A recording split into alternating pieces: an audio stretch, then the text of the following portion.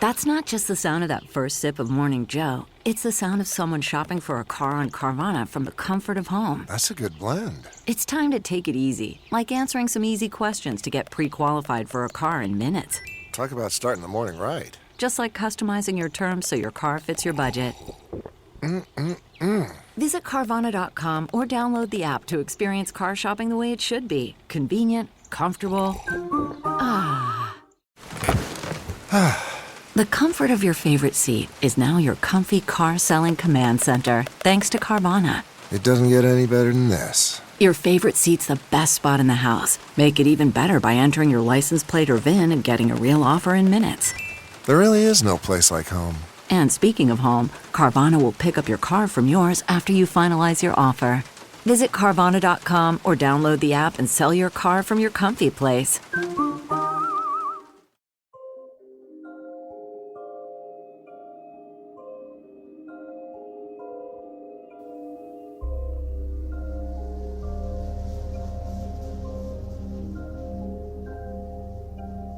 In May of 1951, 60 miles north of present-day Seoul, South Korea, a U.S. Army regiment was preparing an artillery bombardment when a strange glowing object descended towards them from a nearby mountain. The craft approached close enough that a private was able to take aim and fire armor-piercing rounds and seemingly strike the object, eliciting a metallic sound. Suddenly, the craft began to emit a beam of light that swept across the positions of the terrified service members. Some reported feeling a kind of burning sensation throughout their body as the light covered them. The craft then shot off at a 45-degree angle, leaving the soldiers confused and fearing they had seen some kind of new Soviet superweapon. Within days, the men started reporting symptoms that seemed to resemble radiation sickness. Similar symptoms were reported by 2 women and a young boy who were unfortunate enough to encounter a similar craft on a December night in 1980. This encounter would leave at least one of the ladies completely debilitated within just a few days, and with seemingly lifelong effects. It would lead to one of the only UFO cases in history where a formal lawsuit was brought against the US government for damages caused by an unidentified flying object. This case file joined the theorists as they dab on their radioactive bingo cards in the Cash-Landrum UFO Encounter.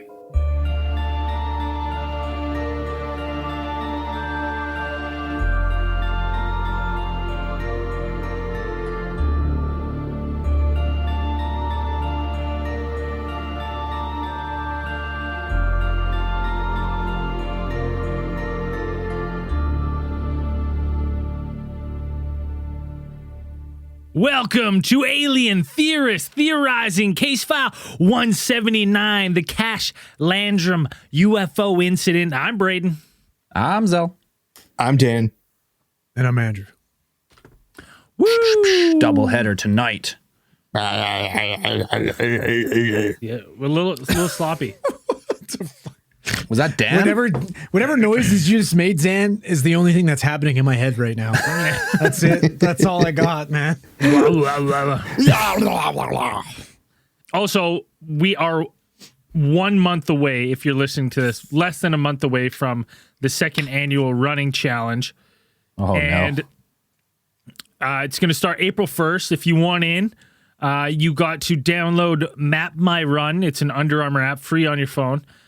Create your profile and add me, Braden R. You'll see me because I have the ATT logo as my profile picture. Or Ryan, are you just Ryan Z? I don't know. Add you. I'm not sure what I am, to be honest. Add me, Braden R. And then I will invite you to the challenge that begins April 1st. We logged an unbelievable amount of miles and kilometers as a group last year. Hopefully we can beat it this year. Just about getting out there, getting active, start the year. Working off those winter beers. Yeah. I don't know, man. All it sounds like to me is a bunch of guys just trying to be the best at exercising. Not into it. I play real sports. And just a lot of people have messaged on Discord and asked, like, oh, I'm not much of a runner, but I'd like to participate in walking. Like, is that okay? Yeah. This isn't. It's not so much a competition as it is about everyone getting out and kind of being supportive of each other. And just seeing how much we can log. However, says the guy that's been training for this. However, if you want to. But he's got a picture of Zeitgeist. He's got a picture of Mr. Zeitgeist on his wall, and he's just training. There's no way, never. But he's playing. Listen, he's playing Rocky montage fucking music in his room, bobbing and weaving, getting ready for this fucking running challenge. It's pretty close. But the top 10, there's going to be some scrutiny. Like if you're all of a sudden, posting your workout post run, not doing the automatic upload, you're uploading it yourself. You're going to have some questions. You get beaked. To answer. You're going to get beaked. The top 10, there's some scrutiny that comes with that. But if you just want to participate, it's open to everyone. So add me, and it's going to be a fun, shitty month again of running. Hopefully I don't have lifelong injuries like I did after the last month. I still kind of do, but that's all right. Just get out there, get some kilometers on you, walking, running, hiking, whatever you can do. Let's do it together. I mean, you do have the fucking forest beard now, Zell. I think that probably is going to add some extra miles on you. I wasn't sure how long I'm going to grow this thing, but maybe I should just keep it going and just keep running and running. Dude, that's the Forrest Gump. And you're running. never going to stop. Yeah, I don't know. You got a good looking beard. I'm not going to lie. It's nice. She's I'm fucking jealous. thick. Coming from Patches O'Houlihan over there. She's thick and terrible. I'm about to get some wax because I kept growing out the side stash so I can get a good fucking twist. That's a good look, Zell. Good twist going on. To get those all going up there. Yeah. It's good stuff. So jealous. I'm so jealous. Anyways, what are we talking about tonight? The Cash-Landrum UFO incident. This is a fucking phenomenal UFO case. Fun one. Not only is it a phenomenal UFO case, but just what you just said, that's the name of the coolest guy ever made. Cash-Landrum. Sounds like a fucking detective. Like Cash-Landrum. Yeah. God damn it, Cash, you're a loose cannon. That's the third fucking police cruiser this week. $60,000 in property damage in 1 month. God damn it, turn in your badge and gun. Aim for the bushes. God damn it, Cash. That thief only had $11 in the purse. You caused $500,000 worth of damage to the city. Crime doesn't pay. Yeah, it's a fun one for sure. Yeah, so Cash-Landrum is the combination of the two family members that were in the two families that were the last names of the two people who were in the car.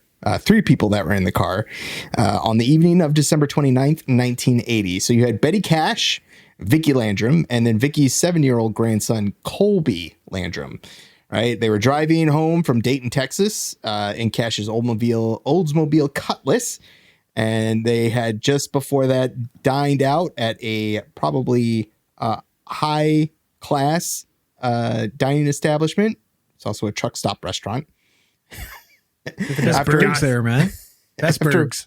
Yeah, after what seemed to be an unsuccessful hunt for bingo. You get a Salisbury steak and a handy. An unsuccessful hunt for bingo led them on this journey. Yeah. That's what they described in their interviews after this, like official interviews. They were looking for bingo parlors. They had the poor kid's probably like, Grandma, why is there holes in all the bathroom stalls? I don't understand. For a good time called Big Reg. What does that mean? There are a couple bingo sharks going from hall to hall. Yeah, they had originally gone to Cleveland, Texas, from Dayton. So they had driven from Dayton to Cleveland, Texas, and then they had we had too many beers on Cosmic Channels. It's just like fucked up right now. We're all braiding now. Oddly enough, at this particular truck stop, they ran into George Michael, but that's a different story. Keep going. So then from Cleveland, they drove to New Caney, and both bingo parlors were closed. I guess they had described that they had forgotten that it was a Monday. And I guess you don't have bingo on Mondays. I'm not a bingo shark, so I don't know when bingo is normally had, I suppose. But it had been a long holiday. This is the holiday season, so December 29th. They weren't sure. One thing I wanted to interject is, like, I have gone to a couple halls and played some bingo in my day. And Honestly, On a Monday? some of the never on a Monday, Dan. That's Everyone knows that. like, nah, yeah, fuck you. Anybody who plays bingo knows that. You don't dab on a Monday. But Don't fucking roll on Shabbos. these ladies in this hall, I played up in Fort Nelson. There was like a video bingo. I could manage like 4 sheets that I would dab. And there would be like ladies that had like must have been like 25 sheets in front of them, and they've got dual fisting dabbers, and they're just like dabbing numbers like crazy the entire time. I'm like, holy shit, like god damn, like this is intense. So I think Vicky and Betty were bingo sharks. They're seasoned vets, man. Like they had to get the fix. They're so addicted. Hall to hall, just sharking. If you have relatives that have issue with bingo, call the bingo hotline. Look it up. Yeah. So after being unsuccessful in their hunt for bingo, they had dined out at this truck stop restaurant, and then they were traveling home on State Road 1485 is what is reported. And so this road, it kind of cuts in between. If you look on a map, like New Caney, Dayton, where they were heading home to, are kind of like a bit like New Caney is about northwest of them a little bit, probably 20 miles, maybe something like that. So what they actually, when they're driving there, they're talking about whatever, relating stories about what they're having. And then Colby from the back seat seems to be the first to spot an unusually large and bright object that seemed to be moving through the night sky. And Wait he a second. pointed it out. I thought we had an audio clip of that. Can we play that? Sure. Here, it sounds something like this. Ma, you see that light? Ma, you see that light? What in tarnations are you talking about, Kobe? There's a light. There's a light over the trees on the left. Oh, Betty, I think he's just bored. Do you have anything that we can hand to him? Keep him hush now, quiet, child. Child, Kobe, now go ahead, put your hands out. I'm just gonna reach down here in the bottom of my purse and just grab about 14 Werther's candies and just drop them in your hands. Are those Werther's originals? You know what, child? I think I also have some liquid licorice, all sorts. Would you like some of those? Yeah, Kobe, now tell me, those little strawberry candies that leave those little strawberry splinters on your tongue? I'm gonna give you some of those too, child. Oh, and child, just in case after you have the candy, here's a little toothpick that's gonna be picked out by this tiny bird that you push down. And he picks the toothpick, child. There you go. Oh, child, don't you worry about that, because I got these little moist towelettes I got from a Chinese restaurant about 6 months ago. Here's a little moist towelette. Oh, and child, don't forget, there's about 14 fortune cookies. You can crush them all and pick which fortune you want. Ma. No. You hush now, child. Hush now, child. Because if you look beside, you look behind you there, Kobe. Right beside the suction cupped Garfield in the back window, there's actually a little box of Kleenex next to 2 dead bugs. Go ahead and grab some Kleenexes out the back window. And now they are stained yellow from 10 years of UV rays, but they're still good. But now, child, if it gets too bright here, just try on Grandma's HD wraparound glasses. You go ahead, try those on. But Mom, are you cold? I just crocheted you a scarf. Why don't you put that around your neck, child? But Mom, now Colby, relax now, Colby. You look a little bit thirsty to me. I've actually got this half-drinking, lukewarm bottle of Canada Dry ginger ale. What is that on the road? So Betty and Vicky, after sounding exactly like Zelda Rubinstein from Poltergeist, seem to notice this light getting closer to the car, approaching a lot closer than a normal aircraft would be. They didn't really take notice before because the road that they were traveling on was about 35 miles from Houston International Airport. So Betty and Vicky they didn't really think anything strange of what it was until they saw this object get extremely close and pretty much right in the middle of the road. And so what they described seeing is some type of large diamond-shaped object that was floating probably about 130 feet away from where they were. Vicky told Betty to stop the car. And Vicky remembers fearing that they would actually be burned by what seemed to be flames emitting from the bottom of the craft.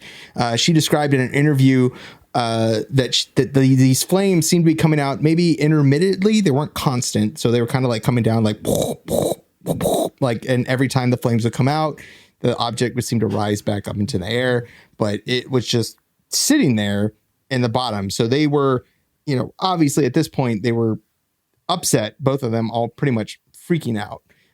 When they stopped the car, Vicky said that she put it in park, and because she still recalls the radio still being on, though it was set to a low volume, when the car actually then went dead. Oh, so we've heard this now before. You have, even inside the car, they both reported feeling this intense heat or a burning sensation on their skin and face. Well, it's like anytime there's like even pyrotechnics and you're in a stadium, you feel that rush of heat. So I imagine if it's some like big craft with a propulsion system pointed at your car, like you're gonna feel that heat. Yeah. Now, Betty, I believe, exited the car at this point, and there are different reports when I was researching this that either both of them or really just Betty exited the car, because Vicky, it was also saying that Vicky stayed in the car with Colby, but then there's also reports that Vicky and Betty exited the car at some point. Vicky stayed in the car to proclaim the second coming of Jesus Christ. Yeah. From what I heard, it was turned Betty. right away. It's like, yeah. From what I heard, it was Betty who got out of the car because, Vicky was in the car reciting, this is the second coming of Jesus Christ. This is revelations happening right now. Okay, listen. Now, think about this. This woman is in here proclaiming the return of Jesus Christ. Colby's in the back seat shitting his fucking pants. Betty gets out. Think about how fucking tormented that poor kid would be after this now. He's going to be waking up in the middle of the night being like, Jesus is coming to get me. It definitely made an impact on Colby, because he does recall, and you can check, he was on an episode of Ancient Aliens like in 2020, and they interviewed him about the incident, and he described very much the same. He recalled a description of the craft, which is very similar to what, exactly the same that Vicky and Betty both gave, that this craft was about an estimated about 100 feet tall, 100 feet wide. They like to liken it to about the size of a municipal water tower was what the kind of image that they like to describe how big this thing was. So it wasn't small. It was a very large craft. Right. Kid's messed up for life after that. No kidding. His grandma's telling him it's Jesus. Yeah. What happens if like 2 days ago, grandma's friends like, I don't think that's Jesus. Well, yeah, and you got your grandma's telling you it's Jesus. What happens if it's like kids in his head being like, holy shit, I just jerked off for the first time. Now Jesus is raining fire from the sky. I killed me and my grandma because I touched my shit. Well, this kid was only 7 years old, so if he's jerking off at 7, I mean, he's the anomaly. But either way, so they stop. Betty gets out, and the story goes that actually Vicky, she says she touches the vinyl dash, and it was heated up so much that there's a handprint. Yeah, there's some kind of discrepancy that I found there, that it was either, but that's true that they recalled that event happening, where it was either when Betty stopped the car and Vicky went forward, she put her hand on the dash, and then, or it's when they re-entered the car at some point that Vicky put her hand on the dashboard of the car, and perhaps it had been because of the result of the heat of this propulsion or whatever was going on, her hand and her fingers left imprints on the softened material of the dash, because it had been heated. Like a softened vinyl dash.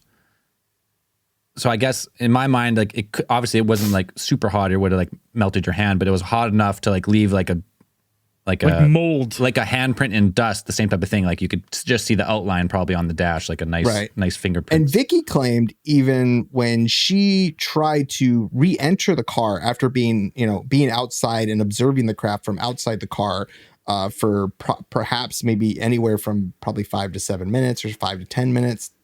I don't think it's really 100% clear. She put her bare hand on the door handle and she found it hot to the touch, so hot that she couldn't, grip it properly. So she actually said that she used her coat to shield her hand from the heat of the door and to be able to Would you be getting it. back in your car? Like if you went to go touch your door handle and open the door and like all that shit's hot to touch, I wouldn't be like, well, I'm going to sit in the seat. Hey, didn't you guys do that little burn house when you were kids in like kindergarten where you go and you got to feel the door handles? Oh, this one's hot. You can't open it.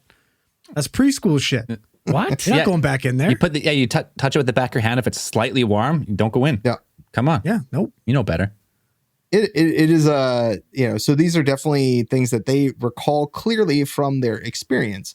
And so she got back in the car, from what she recalls and then interviews that she did after the event, she was her attitude at the time was like, she said that she felt safer outside of the car initially. Like, she's like, okay, for some reason she's like, my brain told me that we would be safer outside the car than inside the car. I don't know necessarily what thought processes goes into that, because it's like, I mean, if the car died, I mean, I don't know. Not going anywhere. It's not going anywhere. Well, fuck, we'll be stuck in the car. I'd rather just be able to run or something like that. But so after they all were inside the car, this craft passed over the road and then out of sight over the tree line. I think they said from left to right, over them. Yep. And the road that they were on, 1485 runs from east to west. I'm not 100% sure. 1485 runs from east to west, and then it turns sharply south. But I don't know if it's actually 1485 anymore. Once it turns south, right? I looked on Google Maps, so. Well, the road could have changed from back then too. I don't. Maybe it was. So either way. I'm not 100% sure if they were just right on there, because there's not a definite record of where they weren't 100% sure, like where they were on the road. I'm not exactly sure. Yeah, not exactly. So anyways, they saw the craft move across the road out of sight over the tree line. Shortly after the craft moved out of sight, they reported seeing and counting a number of tandem rotor helicopters. It was like 23 of them, right? Well, yeah, they counted 23, 26. The reports said a little bit. They're not sure because they're saying that. The report said that they identified 23 tandem rotor Boeing CH-47 Chinooks in pursuit. Right. And I was like, which one of Betty or Vicky ID'd these helicopters? No, these bingo sharks who were like, I'll tell you, Betty, you helicopter enthusiasts. You see that? Oh my word, that's 23 tandem rotor Boeing CH-47. They didn't say the name of the chopper though. They didn't know exactly what. But what I'm saying is, how is it reported then? How is it reported that no. Like they saw the tandem rotor helicopters, they are very distinct. The Chinook helicopters are very distinct, having that very unique dual rotor design. Yeah, that's what Vicky explained to Betty. Are we sure they aren't? Are we positive they weren't big Black Hawks? No, they weren't big Black Hawks? Because the thing is like they didn't identify them as the CH-47 Chinooks. No. They knew they said military. Just knew that dual rotor helicopter, and then later after the fact, when they actually saw one they had like some type of like air show, kind of like a National Guard air show in the area. That's when they knew exactly which one it was, because they had one at an exhibit, like an air show exhibition at Dayton, like near Dayton or something, that they had attended after the experience. Initially, like Vicky said to Betty, like, I seen 22 of them helicopters with the 2 propellers. And she's like, what? And there's one more. He's like, make that 23. And then Betty, I'll tell you what. So they seen 23 choppers. I mean, that's a lot of choppers. I mean, that would be a loud rolling thunder coming across the land. And yes, at the air show is when, so goes the stories at the air show. They heard a pilot over, like, talking about, like, oh, I might have seen a UFO like over here, So goes the story. Right. So that's Jumping after the ahead. fact. After the fact. But even before that, when they got back home, like immediately, just hours after they got home, all three seemed to fall sick, or they started displaying some type of symptoms, such as nausea, headaches, diarrhea, reddening of the eyes. All of them got Hair being pulled out in clumps. Well, that's at least, a little bit. So a little bit of hair loss, and a kind of I guess severe case in Betty's case. I believe Betty had it the worst of the three. You know what? This seeing pictures of her with her hair loss made me think, what did they say? 1 in 4 men has male pattern baldness. Mm-hmm. So is it more likely that all 4 of us have male pattern baldness, or at some point in our life, all 4 of us have experienced a similar incident that are you saying Betty that and Vicky did? All 4 of us have experienced ARS in our life? I don't know about that. What's ARS? Is that the acute radiation sickness? Well, hey, think statistically, only one of us should be balding. So the other 3 of us have been exposed to radiation. Right. I'm just saying, if one of us has male pattern baldness, there's still 3 others with it. What is the chances that it's one of ours is caused by a UFO encounter? Hey, I'm going to blame mine on I ate a fucking meteorite one time, and then that's what happened. Listen, if you're telling me the reason why I'm balding is because of fucking Alien, I'm about to go Will Smith on all those motherfuckers. Maybe I see him. One of those guys is getting punched in the face. Maybe because I ate the meteorite, I was irradiated, and because we spent so much time together when we were younger, you both got affected by my radiation. Dan doesn't. That doesn't make sense for Dan. No, but Dan's I guess Dan's the only one that actually is balding. Dan's the 1 in 4, and we're the 3 irradiation victims. Sure. Well, I think we'll have to, to sort out that mystery. I think we'll have to go to Gulbeki Tepe and sort out some answers. Yeah. And see if we can get hair back. Get over the turkey. The secrets of male pattern baldness are hidden within the ancient ruins of Gobekli Tepe. Yeah. Pillar 84, circle 3. That's where you find it. So goes the theory. Cash seemed to suffer most severe from these symptoms, but although Colby also seemed to suffer pretty bad as well. Vicky said that like a night after, or that night, Colby seemed to wake up and was like severely felt dehydrated or something. That he was demanding water. He had like runny diarrhea. Yeah, he pooped his bed. Shit the bed. Definitely Colby shit the bed. So there's this sharing of symptoms. Even Vicky said that she felt the kind of like a general sense of like headache. The skin, the sensation of her skin, kind of like a burning, like a light burning sensation. So they're all suffering somewhat similar symptoms, but to different degrees. Right. Now, and if you were to put all those symptoms together in a tight little fucking neat little package and deliver to somebody, you would most likely diagnose that situation as some sort of acute radiation poisoning. Just like the sickness, the hair loss, the diarrhea, like all that stuff? Nothing else acute would result in symptoms like that. And now I'm sure we're going to get in a fucking massive argument later, because acutely, those symptoms wouldn't really mimic anything else, but go ahead. So they didn't really report their sickness. They didn't go to the hospitals until a few days, almost like a week after. I think 4 days. It took Betty 4 days to be admitted to hospital. Right. So for Betty 2 weeks. At one point, like January 3rd, she was admitted to Houston Hospital because she couldn't move. Like she could not get up out of bed, or she was feeling so bad that she couldn't bed. And then she was treated for, not diagnosed, but treated for acute radiation poisoning. Well, which makes sense, right? Because she's at this point in time, I'd imagine she's on some degree, she's going to be presenting as hypovolemic. Like she's losing all her bodily fluids, continuously fucking vomiting, diarrhea. you get to a certain point where your blood pressure and shit is just going to fucking tank. Right. And she also described having some degree of photosensitivity or sun allergy, which persisted after the fact. So many years after the fact, she also described having some type of sun allergy where she said she couldn't stay out in the sun for too long. She would say that her skin would break out in blisters, or she'd feel sick. Like she couldn't even go out in the sun. Now, there are photos, too, of these, like following this incident, where they do have these blisters on their skin as well, which is pretty interesting. Right. There's at least one picture, I believe, like her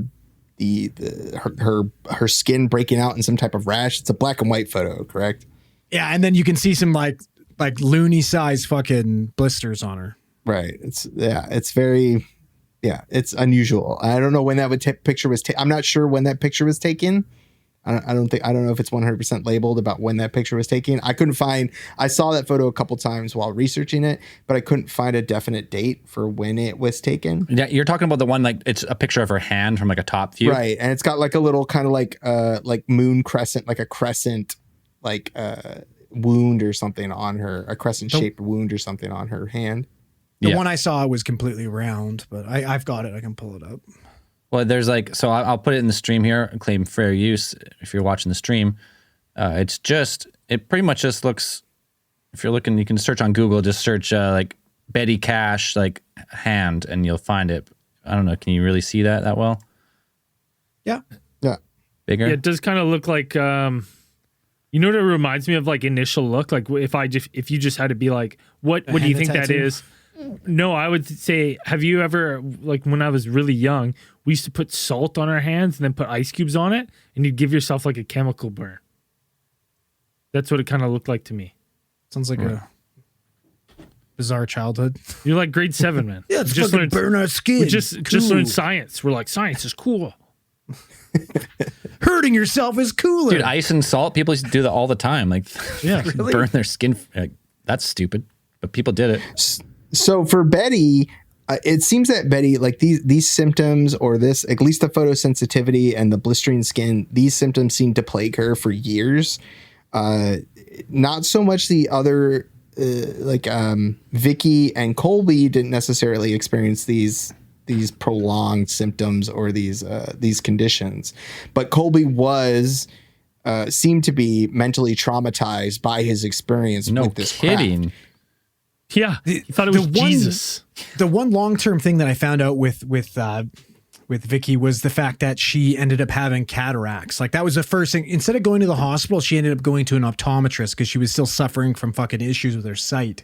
And then that's when she got diagnosed with cataracts. It's like but other than that, do cataracts form because of like exposure, like bright light, or is it just something different?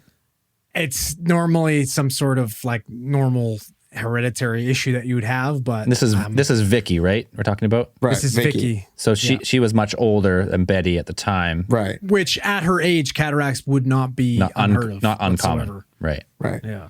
So Colby was so distressed by by the experience that they had on that road that night that this is what we had talked about earlier, that Vicky had taken him to kind of try and get him over his I guess his fear. I'm not 100% sure if he kind of like if he, like, every time he heard a helicopter, he was like freaking out and having like Vietnam flashbacks, which is like a real thing. PTSD is a real thing. But I'm not sure if that's what that's how far it went. But just some CCR plays in his head and he curls up on the floor. So I'm not sure if that's how far it went, and that he was in such a state that, that he was pretty much incapable of doing anything. But she took him to an air show, an exhibition of the Texas National Guard at one point near Dayton. And this is where she had seen the Chinook helicopter, and she kind of learned the name of the helicopter, where it was. And she tried to take Colby to get him over his fears. Now, while they were kind of getting a tour of one of the helicopters, Vicky believed that she had overheard a pilot of one of the helicopters in a conversation with another visitor at the time. And he seemed to be talking, or what she thought, he was talking about a recent UFO incident that had happened around Huffman, Texas, which is just a little bit south, maybe about 9 miles south of where they were that night when they had sighted that UFO.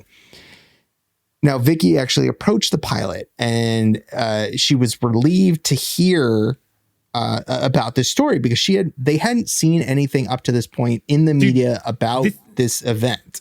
Dan, this is the classic scene in a movie where everyone's been telling this woman that she's crazy and she didn't see what he saw. She's trying to help her grandson out, be like, okay, let's go to the air show. And she's like, see, there's nothing to be afraid of. And as she says that, she overhears this pilot talking about the UFO incident. She goes, I know I'm not crazy. I know it happened. Yeah, like that's how that would play out. And now the kid's freaked out again. I imagine she was a little bit more cordial about it. Vicky, from her interviews and on TV and from the transcribed interviews, she seemed a little bit more down to earth than that.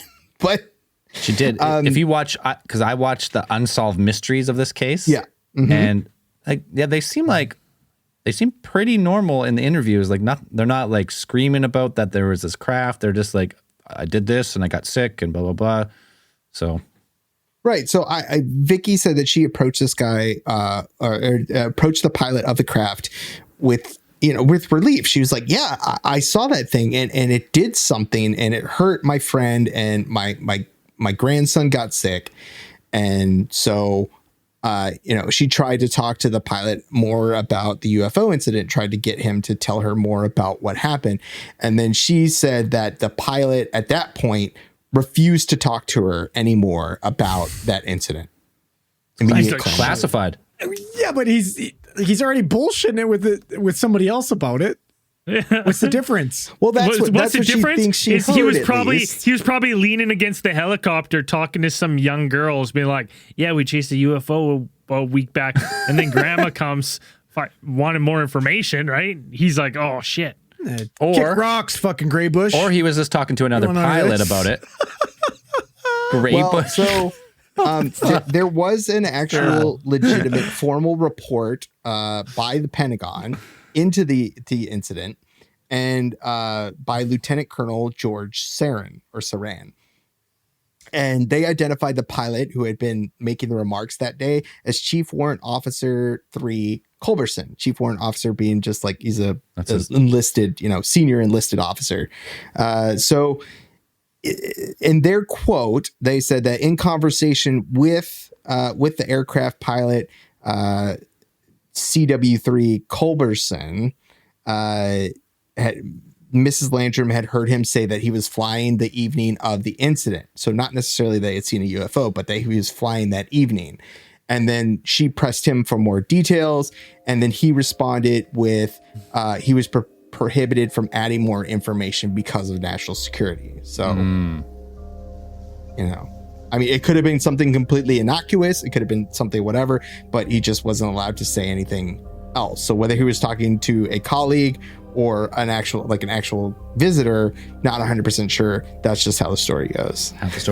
Right. And we got more to this case, but we're just going to refill, take a quick beer break, and we'll be right back.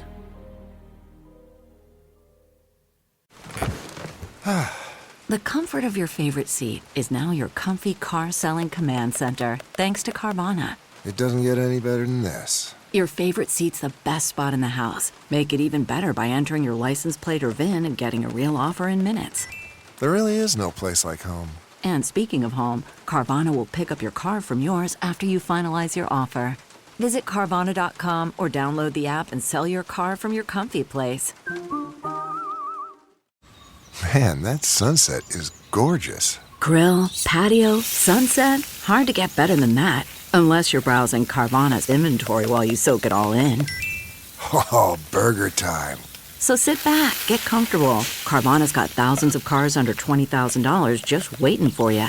I could stay here forever. Carvana, where car buying meets comfort meets convenience. Download the app or visit Carvana.com today. Now, Landrum and both Cash believed that they had seen something. And they were actually strictly believed that it wasn't something actually UFO. They believed that it was something earthly. So they were kind of set on that it was some type of government technology or some type of military technology that they had seen and encountered and had perhaps, had hurt them or had caused these conditions that they were experiencing, these symptoms that they had. So they contacted pretty much everyone that they could possibly think of. They said that they tried to call Washington at some point. They tried to contact NASA in trying to find someone who could give them some answers. And eventually they were put in contact with the NASA aerospace engineer, John Schuessler at the time, who was an avid UFO researcher at the time. Now, this is 1980. So Blue Book, Operation Blue Book, and pretty much all of the government funded investigatory bodies for UFOs had been closed. Like Blue Book didn't exist at this point. There were none of those things. Like ATIP wasn't even a thing that we know of yet. Yeah, that we know of. There wasn't really a body to investigate these reports. So the military had pretty much had their say, and U.S. government said that these are the scientists that they had hired to assess the threat of UFOs had said that these things are not a threat. Maybe they seem to be here. If they are from another planet or some other place, we don't know why they're here, but they're not threatening in any way. But anyways, they believed that this was something that had physically hurt them, affected them, and they wanted to know what it was. So they got in contact with John Schuessler. Now, Schuessler reported that he had started his investigation. He had talked with them. He had found, had in-depth conversations with both of them, Betty and Vicky, and he had found them to be reliable witnesses. He had found them to be, down, like we described them, down to earth. Because I mean, if you watch videos of them and you look at their testimonies, they don't really seem to exaggerate. They just kind of say what they believe happened. They seem sound of mind. Like they seem just normal. Yeah, even our boy Mr. Leo Sprinkles thought so. Mr. Dr. Sprinkles? Dr. Sprinkles. You talking about Dr. Sprinkles? Yeah. Come on now. Dr. Sprinkles. He met with the women too. Right. They at least one of them had gone under hypnotic regression therapy at some point, and then she did report that in her interview. I think it was either Becky. Well, it's either Becky or Vicky. Which one was it? I don't remember which. I'd just be guessing. I don't remember if it was Betty or Vicky. One of them. I know it was either. I think it was Betty that had gone underneath hypnotic regression about that time, trying to figure out what they had actually seen. But Schuessler had investigated to the point where he said that he physically visited the scene of where they believe the incident that had happened 7 weeks after the Cash-Landrum had reported having their encounter. And he didn't know what he was going to find, but he said that he was shocked to discover that there was a large area of pavement that had been, or seemed to be, scorched, seemed to have scorch marks on it. Like the asphalt was burned.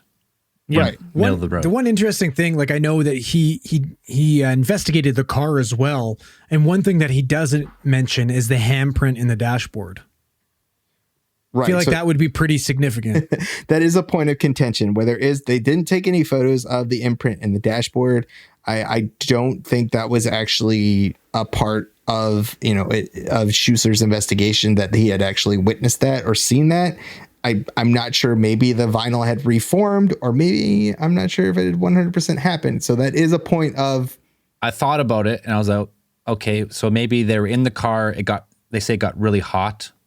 Mm-hmm. So maybe when it cooled, maybe the handprint was like, it wasn't necessarily like an imprint in the vinyl, but it was something to do with like moisture or something. And like she put her hand on it and it was like, I have no idea, but I'm just, if it was like a melted or like, moldable vinyl and you put your print in it, I couldn't see it like cooling without whatever was pushed into it. So I thought maybe. But I wonder if it was one of those things where, like maybe on a hot summer day, if you got in and put your hand, you could do that to the vinyl. Just I think as it would reheat, it would just kind of like reform. But like, do you know what I mean? That would be like, what would be significant about that for her to talk about that? It was hot enough in an evening. Before. It was hot enough in the evening that it happened within a matter of minutes. In Texas, I don't know, like how we are talking about like cars, like in what late 70s. So maybe the late 70s probably. Maybe it was like a thick vinyl wrap and it was actually pretty soft and you could just do that on any day. And the fact that it happened during the accident, like you pushed into it and you could see a handprint and then maybe it did slowly rebound. I don't know. But. Right. I mean, because there is the contention, like I mentioned, where it was, I'm not 100% sure. In the Unsolved Mysteries episode, they described that she put her hand on the dashboard when they stopped the car. Yeah. And then there's other reports where they said that she put her hand after the fact, like after they had stopped. So there's a little bit of a tough to nail it. Yeah, tough to nail the exact time of the handprint. But so now an interesting thing that Schuessler noted, he said that after the discovery of the scorch marks on that section of pavement, he said he reported that section of the State Road 1485 was actually repaved like days after he had investigated that site. Yeah, that's what Schuessler says. I heard days or I heard a week or two, but either way, by the time they went back there again, it was repaved. So goes the story. So goes the story. So whatever happened there, someone knew about it and was trying to, if you go with the story, someone was trying to just get rid of it, whatever little evidence there was. Yeah. So Schuessler even went as far as to meet with other actual possible witnesses. So this included Lamar Walker, who was a Dayton police officer at the time, and he had reported seeing an actual formation of the same twin rotor military helicopters on that night in question. So he said that he recalled having their ground search landing lights on. Walker told UFO hunters in 2009 that they seemed to be looking for something, or that's where he reported seeing, or that was his opinion. There's actually another witness that they reported. His name was Jerry McDonald, and he had claimed that he had seen some type of object that was glowing with the intensity of what he compared to an acetylene torch. Damn. And that had actually crossed the skies over Dayton minutes before the actual time that, or the approximate time that Cash and Landrum had their encounter. Now, the first witness only saw the helicopters, though. He didn't see the craft itself. No. Mm-hmm. You've seen the helicopters, and what Heath says is, judging by their report, that those choppers were going in the direction of their sighting. Right. But so, and he was a police officer, right? Is that what he said? So, and he just he noticed these twin rotor. He didn't say 23 though, right? He said you act like that. You act like that adds some credibility to his statement, though, because like I'll tell you for one thing, like I know a law enforcement officer very well, probably one of the shadiest dudes I know. I would not think his report to be credible whatsoever. It's true. So, okay. Well, to me, it just happens to be just a normal guy. We'll take the benefit of the doubt away from him, but he did say. Now, what I would want to know is, did he say this after knowing about the story, or did he say this independently, just being investigated? Not 100% sure. I didn't really find like if he knew about the encounter and then he gave a statement on saying he's seen the helicopters, or he's seen the helicopters without knowing about these. Right. And I'm not 100% sure if he gave an exact number about how many helicopters, or he remarked on like, an unusual amount of helicopters, or he just saw maybe 2 or 3, because if that one pilot said they were flying during that night, maybe it was more than one. He didn't say there was 23 or 20 or it's tough. Yeah, it'd be tough to count that many. Every single helicopter in the state, basically. But both Betty and Vicky, they pursued this case, like their incident, their encounter. They believe that something happened and something had affected both of them. And Becky, was at the was at this point that she was suffering this medical conditions that had left her unable to work, They had left. She had actually had to move in back with her mom in Alabama, I believe.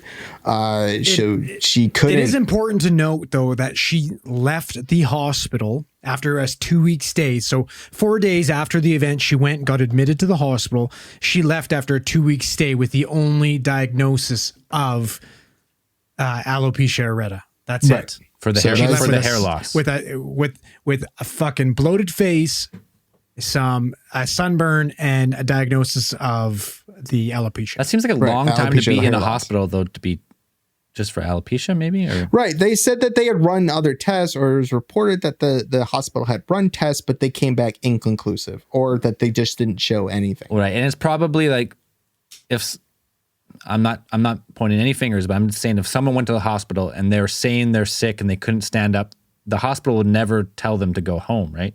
So you could say like, if you came into a hospital explaining these things, if they ran tests and they couldn't find everything came back inconclusive, they would most definitely be like, this is an emergency room. We need to clear up this bed. You need to fucking kick rocks. So now if you went in and said that, they wouldn't keep you, even though you're saying I can't walk and I'm sick. They would just say, well, all your tests say you're healthy, so get out of here. Get out. If you can walk, you will be gone. Well, that's also like, we're judging probably by hospitals that are running at capacity. Maybe this smaller county had more room and they were allowed to stay longer, but either way. Well, hold on. We're also thinking in two different sorts, because here we have public health care. So it's like, yeah, we got too many beds, you got to go. But they're like, we're in the money. You want to stay for 2 weeks? We're in the money. They're like, you want to stay another day? Stay. 100%. Hey, you look a little shaky on your legs. Why don't you come back into bed? It's fine. We're gonna run a couple more tests. The doctors are looking. They're like, God damn, she's got good insurance. Keep her here. Yeah, I don't think they were, because she was on Medicare. Like, so they didn't have like super awesome insurance. Like, so Medicare, that's government. Medicare in the States, the state's universal health care is like, if you're on Medicare, you kind of get this basic coverage kind of stuff. Yeah. So I don't think it covered. It probably didn't even cover most of those tests. Like, I don't like if they were really advanced tests or something like really niche or something like that. I don't think they would have covered. It might have covered. So then they have this woman that's just like, she was. Like, I'm pretty sure, like from what I was reading, like at some point, like she had racked up like at least $10,000 in medical debt. Like, see, all that makes sense. Then when we get to the next, what they're going to do to pay for. Yeah, what's the recourse to that? Right. Payment plan. Like, well, no, so, you would eventually be like, someone's got to pay for this. Like, I got hurt. And someone's got to pay, and it ain't going to be me.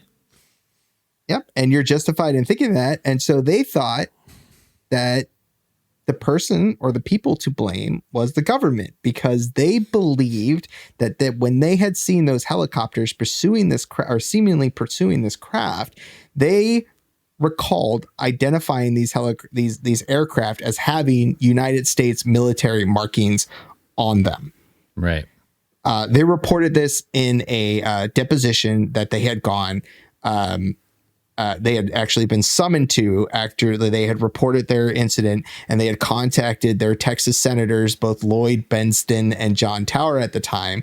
And the senators had just suggested that they file a complaint with the Judge Advocate Claims Office at Bergstrom Air Force Base. So they were summoned to Austin, Texas to give their interview. So if you look it up, my question is, did they get summoned to this deposition after going to that air show?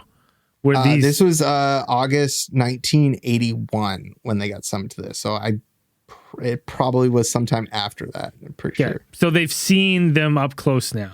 Right. So they've seen these aircraft in daylight. Yeah.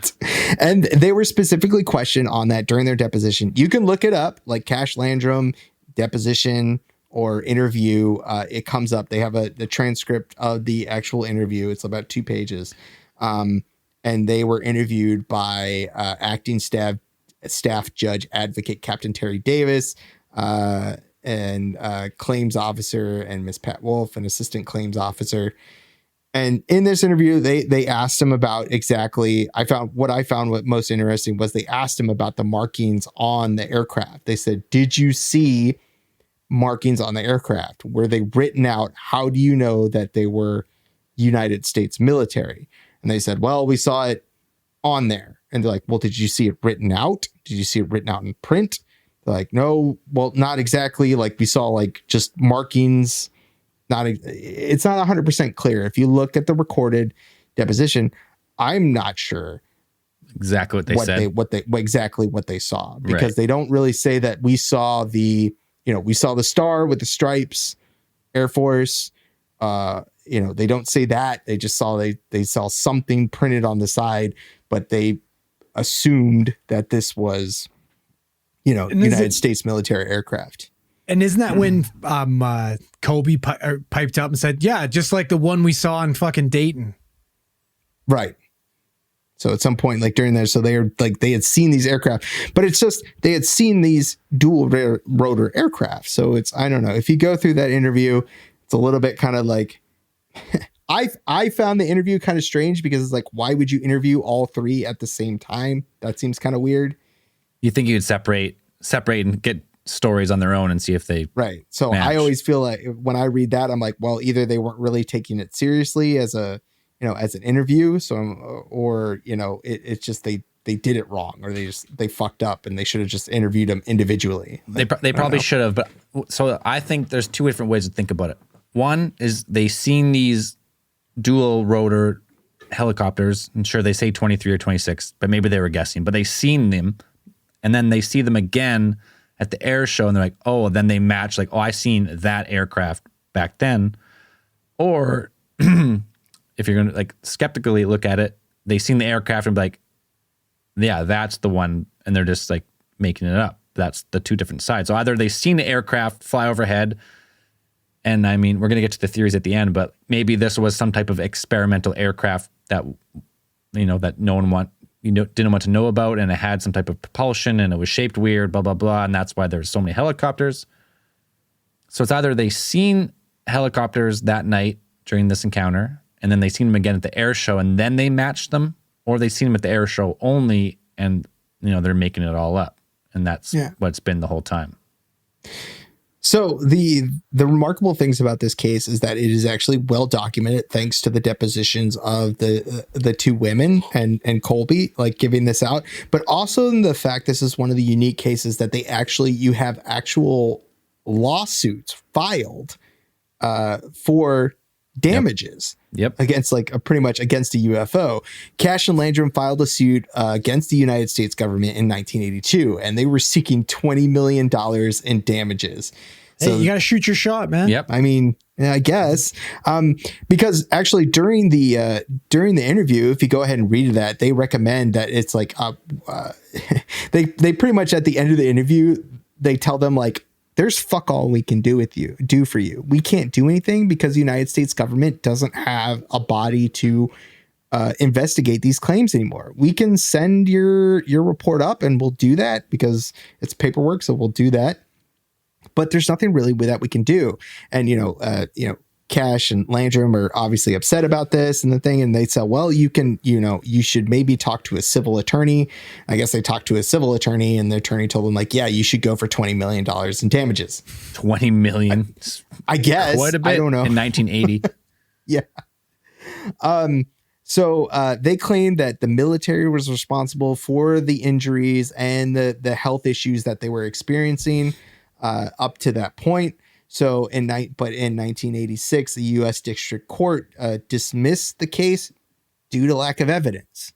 Which there is because they didn't take pictures of the data, like they didn't take pictures or anything of all the stuff they were talking about. It's the 80s though, right? Yeah, exactly. What would they be packing for cameras? What I had said before, he cited that actual military investigation that had been done by Lieutenant Colonel George Sarin, and where the court had determined that the official records couldn't corroborate that the Army had deployed CH-47s on that night, or that any branch of the military had actually, or any branch of the military had possession. Because it was secret.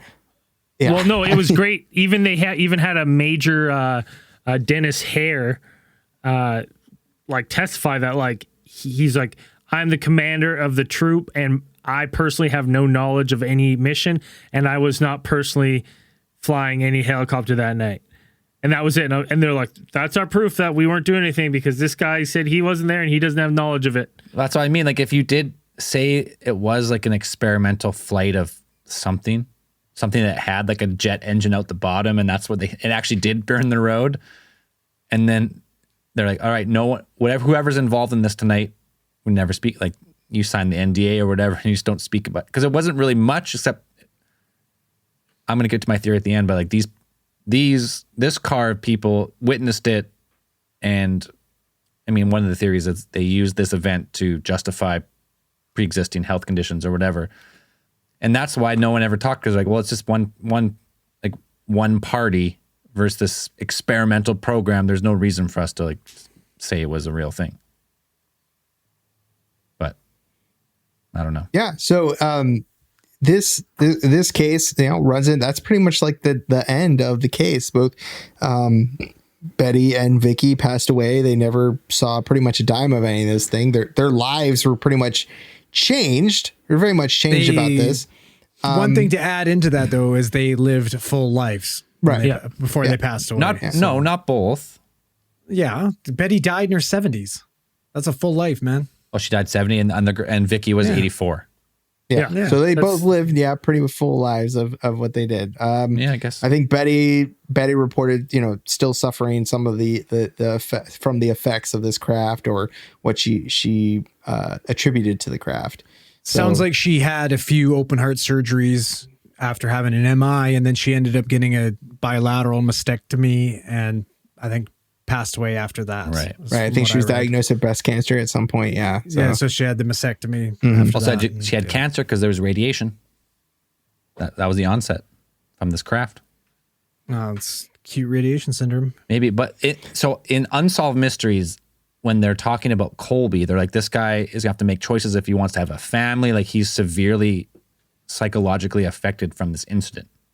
Well, he's got PTSD because he saw the second coming. So, I mean, this elderly lady screaming that it's the second coming of Christ. And then that's so nuts, because his grandma, even in the deposition, they were like asking her, like, what were you doing? Like, what were you doing with Colby, like, while they were outside the craft? She's like, well, I was telling him to look at it. Look at the light, because if he, look into the light and look for a big man, because that's Jesus, and you need to, like, face him. And that's in the deposition. Like, that is the official You're going to have to tell this man your sins and you're sorry. Yeah. Colby now has a lifelong fucking fear of Jesus and Werther's Originals. Right. That's nothing to do with either of them. But, like, that's what I mean. Like, if it was just this old lady yelling about Jesus, like the second coming of Jesus, but there was nothing for him to relate it to, like, if it was nothing, that's what makes me think like it was some type of, it was a craft of some kind. They was in the wrong place, wrong time, and they seen this craft, and this old lady screaming, it's the second coming of Christ, and this other lady, Betty, gets out, and she claims that she gets zapped by this thing, and the handles are burning, like, and maybe it was because this experimental craft was blasting, a flame at the ground, and that heated up the car a little bit. So this kid is fucked up. He's 7 years old. He's not really old enough to know what's really happening yet. If he was, well, either were the two elderly people in there. One of them thought it was fucking Jesus. This poor kid. I thought one of the unusual thing, not unusual, but I thought one of the remarkable things about their deposition was that they both they staunchly believed that this was not some type of UFO. They believed it was some type of military craft. They talked about almost with people who were investigating it as a UFO. They said they had been contacted by people who believed it was a UFO or wanted to put kind of a UFO spin on their story, and they talked with almost like disdain. They're like, these people are charlatans. These people are we don't want to talk to them because they just want to put out a sensational story. It was something. It hurt us, and if it's hurt us and it might hurt other people's family, we just want to know what it is. Yeah. So I'd imagine that like the ufologist. Why am I saying that wrong? Ufologist? It's ufologist or UFOologist? You could say it either way. No, it's not a real thing. They must have been. they must have been hot on the trail of this though, because like, isn't this fucking crazy close to the Rendlesham incident? In terms of time, are you talking about? Yeah, I can't remember when was Rendlesham. 84. Well, the other one happened. Rendlesham happened in the UK, but I'm talking time wise, right? Because and then we also had like investigators from the US investigate Rendlesham. Well, because that was a U.S. military base at the time. Right. It was a joint. It was a joint base. UK, yeah. Joint UK, right, and which US happened base. like within months. Well, yeah. Okay. Rendlesham quick search was December 26th to 28th, 1980. So that's like days before. Days before, like right Days. before. Exactly, right? So that's fucking shit's heating up, man. So something's happening, perhaps. I'm going to, I will go out and, my theory of it, I don't think this incident is UFOs at all. I don't. I believe that this is, in fact, what they saw. I believe they saw something, but what I believe they saw was some sort of experimental craft. Yeah. Or the same thing that we discussed on the ATT Confidential Devil's Footprints. It was a experimental balloon that, let loose. Had some some propulsion system. Listen, though, hold on. I want to jump in on that really quick because you said experimental balloon. What fucking shape was this thing? A diamond. And where was the fire coming from? Bottom. And when Dan explained it, it would puff up, it'd go psh, and then kind of die out and go psh. What the fuck does that look like in your head? Hot air balloon. A hot air balloon. Exactly. Now, I would like to think that, do I believe it was balloon? No. What I believe is that they were probably testing some sort of craft that had an experimental propulsion system. And that's why I don't believe it's aliens. Propulsion? There's no, exactly. Maybe. Some sort of, because aliens wouldn't use a combustion system like that for traversing this, a fuel system like that. It'd be too far, you would expend too much. Yeah. It's too archaic too. Out of every single UFO story we've talked about, we've never heard of an archaic fucking combustion system like this before in any of the fucking crafts we've talked about. Yep. That's why this one's us. It's us 100%. 100%. Now, having said that, there's two possibilities. One is there's a nuclear, it's some sort of nuclear propulsion, and these people wrong place, wrong time. Feel the effects. Wrong place, wrong time. And the helicopter is exactly that. They're escorting this craft, or they're just tailing it because it's not working properly. We know there's so many airports and air bases in Texas. They're fucking all over the place. So I don't think it's unfathomable to rule out Texas as a place after Area 51 that was used to try experimental aircrafts. My one issue now with this potential nuclear engine or propulsion system that they would be test piloting is if the nuclear energy is what gave them their illnesses, all three of them would have been fucking dead. So yeah, to induce those types of symptoms related to ARS, you would be fucking dead. That's 6 to 8 fucking GY, which is enough to kill someone. And I will say to Andrew's point that nuclear propulsion and to address Braden's point about a nuclear propulsion system, those things do exist. A nuclear propulsion system and the concept for nuclear propulsion systems do exist. And Project Pluto. Well, yeah, Project Pluto is one. And but those things, all they pretty much do is use the heat from a nuclear reaction to ignite liquid hydrogen. Right. That's pretty much what they do. So it's not they're spewing radiation out the back of the thing, because it's that would be a really shitty way to, for an aircraft that was either, if you're thinking about landing it somewhere, it seems like a really shitty way logistically to be okay, well, we need an aircraft that takes off, even if it's some sort of VTOL craft. You're I want a nuclear powered VTOL craft that also irradiates everything within 100-foot radius. Well, that's the thing. That's nuclear power. What if it was damaged and the helicopters were escorting it back to the fucking airbase? Exactly. Well, that would make sense. It didn't seem flying properly. Right. But even then, it's if it were damaged, I don't think it would work. Like, I don't like it. I don't think it would spew enough radiation. But like you said, it's like if it were acute radiation like thing, when their teeth be fucking out, when you see like their kidneys shutting down, you'd see like all kinds of like really fucked up shit going on. So, for example, between 6 and 8 GY, which is what their symptoms are indicative of the exposure levels, you have a 95 to 100% mortality rate. Yeah, you see shit. I mean, most people have watched the TV show Chernobyl, or they've watched a documentary about Chernobyl. Those motherfuckers got irradiated and they're dead. Like in minutes. So what we know is you either would die instantly from this radiation or you would turn into the Hulk. Neither happened. Now, that's what I'm saying is like, there was only two options. It was that they stumbled upon this nuclear powered craft, or this craft had some sort of propulsion system that heated up, and all the other symptoms are a pure coincidence. And I'll leave it to Dan to tell his theory because mine ties into his. Well, that's exactly what I'm going with. So I'll give mine first. So I think that, yes, there was a craft. I think it probably was an experimental drone or balloon or something. And maybe it wasn't, not necessarily it had malfunctioned completely, but they're like, oh shit, this thing's like well off course. Like, so maybe a couple of these helicopters were pulling it back. Do I think there was 23 helicopters? It seems redundant to have that many. If you're following a small object, to have 23. So maybe there was a handful and they got confused with the lights or whatever. But I think that there was a craft. They probably did see something. The medical bills piled up, and then they maybe recanted the statements to try and match it better, to try and be like, okay, well, yeah, all this is because the radiation of this craft. But as far as radiation, we were just talking about it.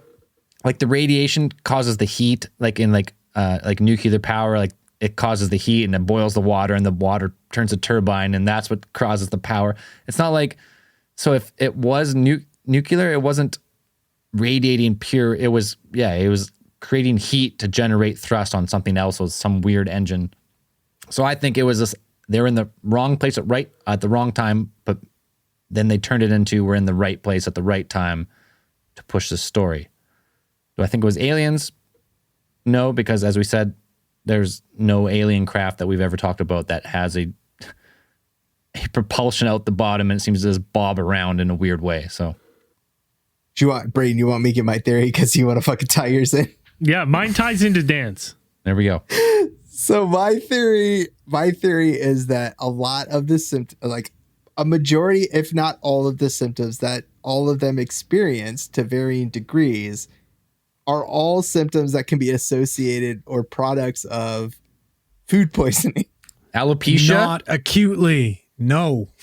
It's a food poisoning. You can get like severe cases of salmonella and other types of food poisoning. Exactly, you can get and you can, but acutely within fucking hours of coming in contact with the fucking what about alopecia? With the parasite.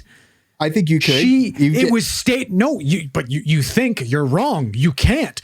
The only type of fucking hair loss you can fucking achieve from a said parasite like that is diffuse hair loss, which means you're not going to be pulling. She didn't say it was immediate hair loss. Yes, she did. It is in their statement that when they came home later that night, Betty started pulling clumps from her hair. She didn't check on Betty until later, and then she realized she was losing her hair. It was later that night. But here's the thing, Andrew. And what I'm saying is with diffuse hair loss would come in effect within 3 to 4 months after due to an inflammatory disease. These ladies are eating gas store pep and cheds, Andrew. I understand that. Right? But you know what that does to your guts? Yeah, but it's diffuse. You would not be pulling it out in clumps. It would be shedding everywhere like your hair's falling out right now. Yeah. It's not in fucking certain spots. It would be fucking throughout the entire scalp. But maybe it might also triggered an autoimmune response, and then she had alopecia areata, which is a thing that can happen in sudden onset. She probably has alopecia areata to begin with, not from fucking salmonella. But then it's just a combination of the two. Then I'm saying that she also had alopecia areata, and she also had, so it's just a strange confluence of events that she also had extreme food poisoning. Betty and Landrum had the exact same symptoms. They both had that exact same rare occurrence. No, they both lost their hair from it. They didn't both lose that hair. Vivian said she lost her hair from this. She lost her hair and fucking fingernails from it. Wait a second here. Okay. Or Vicky. So no, Braden, bullshit. I call fucking bullshit on that. I'm just calling bullshit. Braden, what were you going to say? No, I'm with Dan. I think I'm sure you that they it's just a happenstance of coincidence. I believe the women saw something. Yeah. I believe they saw some sort of experimental craft. I don't believe that craft irradiated them.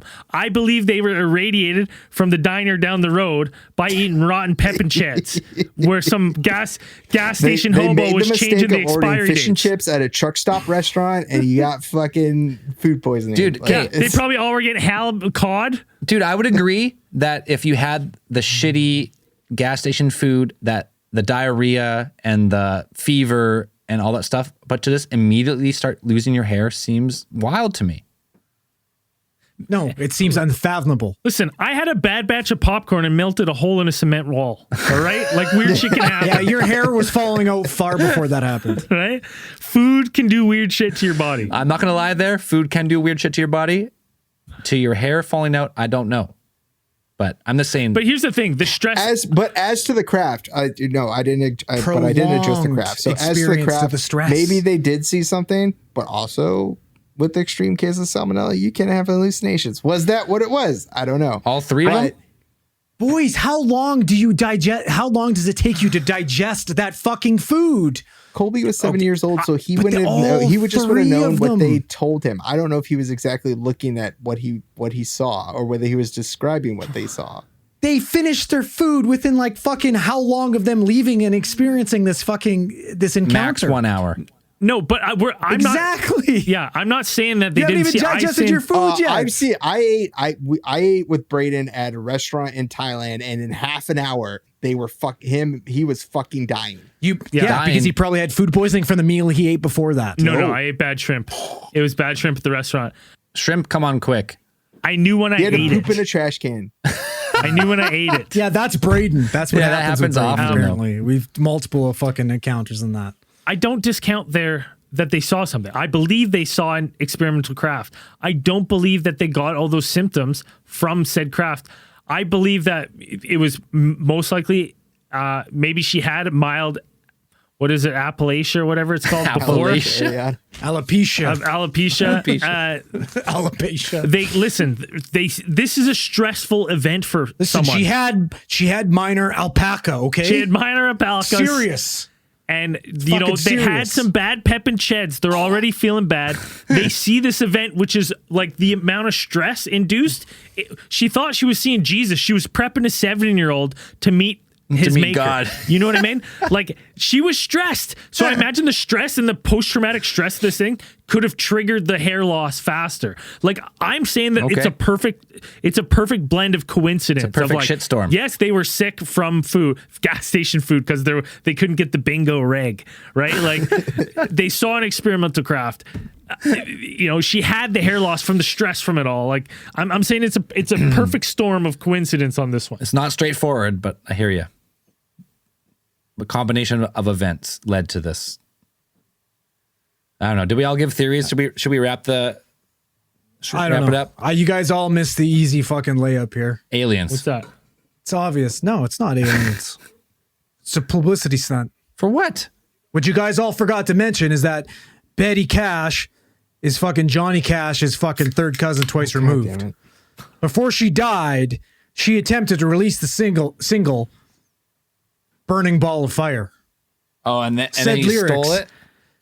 I drove into a burning ball of fire. I drove. The bright got brighter. It's bright, this ball of fire.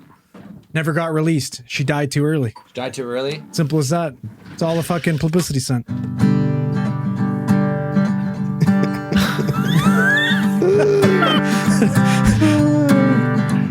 I drove into a burning ball of fire. As I drove, there's no way you can do it over the Skype. Bright got brighter. Okay, no, you can do it over Skype. None of that's true. None of that's true. What are you talking about? It's just about as true as fucking losing your hair to sudden onset fucking food poisoning. That's set in within an hour. That happens. No, it doesn't. As soon as you're going to be showing symptoms for food poisoning is maybe 2 hours. Right. Maybe. Let's fire up the randomatron. I know we got a bunch of new fan stories. All right. Oh, I'm so angry. I can't do this anymore. He finished his beers before the pod. That's what he's mad about more than anything, I think. All right, Randomatron coming up.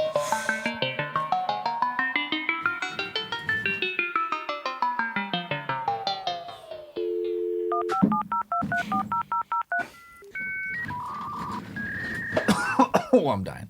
Coronavirus. Here he comes. It's working extra overtime today. Ooh. Just pumping. Ooh. Oh, we got a nice fan submission, a Jason Bourne fan submission. Nice. I'd like to remain anonymous. I don't wish to lose my career over questions of my mental fitness. Oh, shit. Fucking Damn. Jason Bourne. He's going to get kicked out of the... Hold on a sec. Are you sure you haven't read this one already? Yeah. There's a lot of Jason Bournes out there. I know, but even the beginning of it sounds very familiar. Is he a security guard? Uh-oh. Yeah. I didn't read this. Yes, you did. I've heard it. Why? How else would I know that? It literally came last week, February 21st. I'm fucking 99% sure you fucking talked about this story. It hasn't even been a week since we've done a case file. No, I had mentioned, I pre-read this one and I mentioned it to you guys. I don't think so, but go ahead. Continue. Well, now I'm not going to read it. No, you're in. Because of Andrew? No, you have to read the story. it. I've never read the fucking story. Read it. Okay. I've never read this one. Read I it. know I haven't. Because He knows I better. didn't do one last week. He knows better. Okay, so I work as a security guard for a local company. All right. And I usually work overnight patrol of about 80 properties. Sound familiar? No. Andrew thinks he's heard it word for word. Andrew's drunk. Don't listen to him. Yeah. One night when I arrived at a car dealership, I noted some hot headlights in a field behind the property. I pulled off and began walking back to stay quiet and interrupt any criminal activity. Saw no one. I continued back to the back fence, and I stood up on the support to peer over it because I could still see the headlights in the field. I looked over and everything went white. I opened my eyes and I was lying on the ground. No clue what happened, but the light was gone and 45 minutes had passed. Also, my gun had been removed from my holster. The magazine BP was lying next to it. I don't know what the magazine BP is. Magazine. I'm pretty sure I remember this story. Yeah, I fucking knew it. Pretty sure I remember you telling this one. No. You told the story. Yes, you I did. think he told it to us, but he didn't tell I it told on the it show. to you guys. I didn't read it. There's no way you told us this story. Okay. When has that ever happened? After everyone can make sure to vote, and the next vote, Andrew and Dan at the bottom. Yeah. Put Zell. I've never read this. Just put me at third. I'm always constantly at third. I'm fine with that. I'll take a number And, two. I'll take a number two. That'll be fun. Fun to get up there. It's shitty because this is such a good story. Now we're not doing it justice. The magazine BP was lying next to it, and the 13 bullets were standing next to the magazine on the ground, hollow points up. Come to find out, the next time I went for target practice, these were all duds. I really have no clue exactly what happened, but I've had dreams of being abducted a couple times since. But that's probably just my mind trying its best to piece together what happened that night. Or so I hope so. Best wishes, Anonymous, Jason Bourne.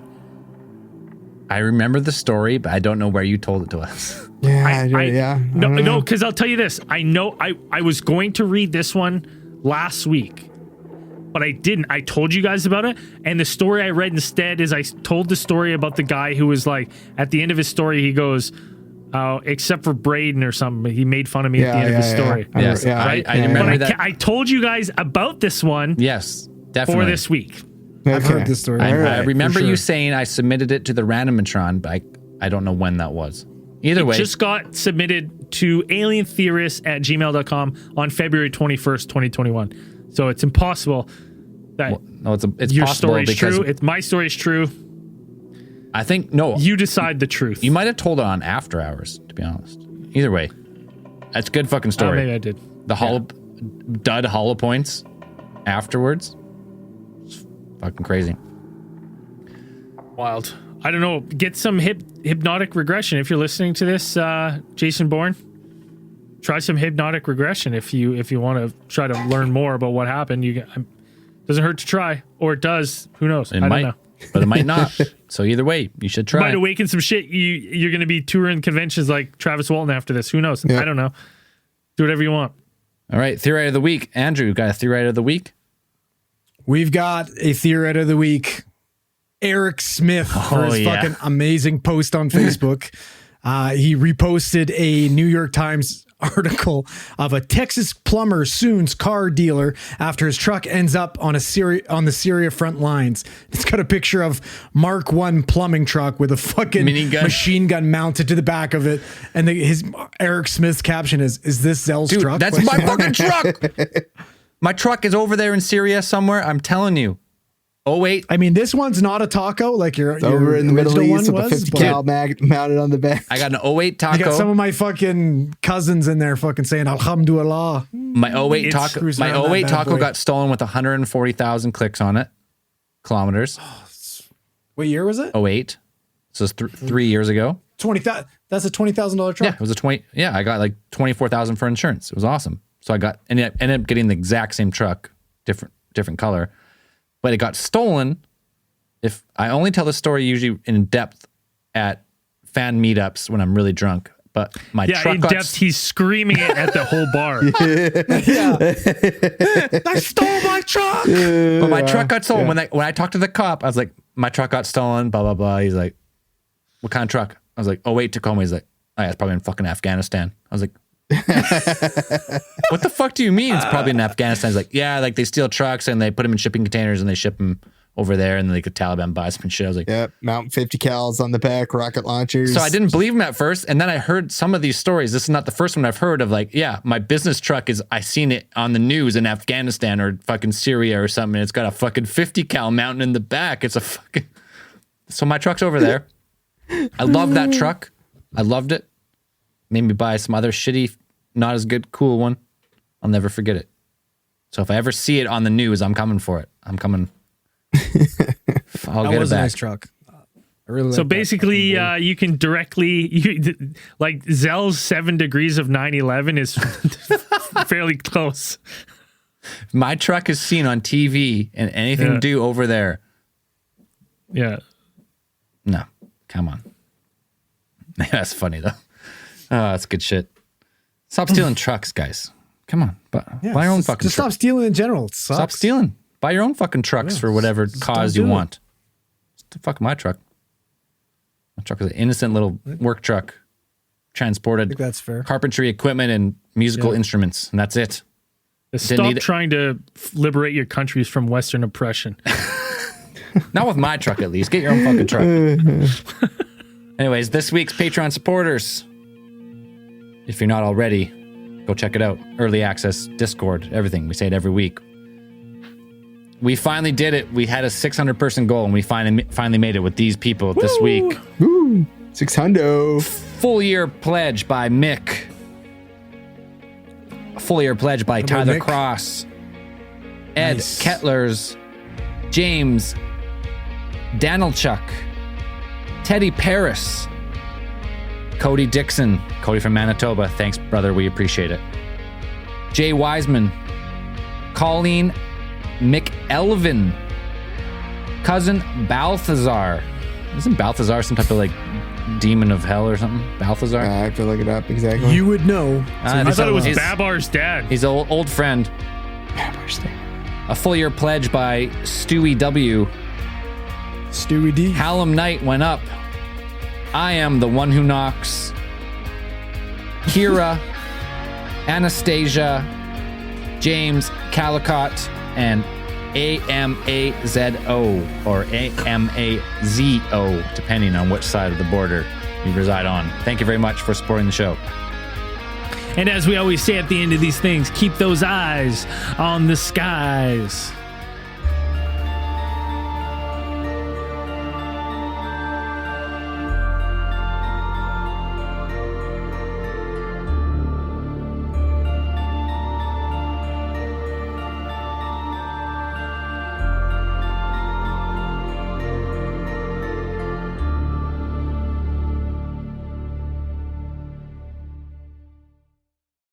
Take control of your growing company's finances with Bill Spend and Expense, the free-to-use spend management software powered by the Bill Divvy Corporate Card. With credit lines from $50,000 to $5 million, Bill Spend and Expense is here to help you thrive. Say goodbye to manual expense reports and juggling multiple cards, and say hello to saving time and eliminating wasteful spend. Try Bill Spend and Expense today at bill.com/promo500 and get $500. Terms and conditions apply. Advertised credit ranges are not guaranteed and are determined at approval. Card issued by Cross River Bank. Member FDIC. That's not just the sound of that first sip of Morning Joe. It's the sound of someone shopping for a car on Carvana from the comfort of home. That's a good blend. It's time to take it easy, like answering some easy questions to get pre-qualified for a car in minutes. Talk about starting the morning right. Just like customizing your terms so your car fits your budget. Visit Carvana.com or download the app to experience car shopping the way it should be. Convenient, comfortable. Ah.